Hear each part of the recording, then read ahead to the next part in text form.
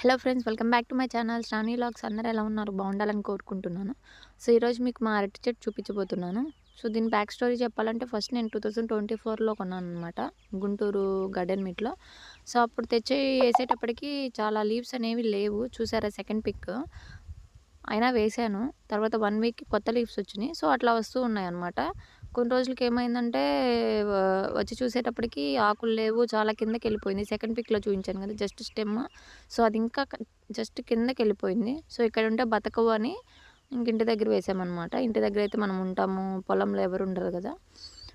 So ఇలా 2 years తర్వాత మాకు ఒక ఫ్లవర్ వచ్చింది. సో అందరూ అన్నారు, ఏంటి అరటి చెట్టుకి కాయలు ఫ్లవర్ రాలేదు, ఇది మగ చెట్టు ఏమో అని. బట్ మేము వెయిట్ చేసాము. వెయిట్ చేసినందుకు డిసప్పాయింట్ చేయలేదు. ఇది రెడ్ చక్కెరకేళి బనానా కాబట్టి మనకి ఎక్కువ గుత్తులు గుత్తులుగా రాదనమాట.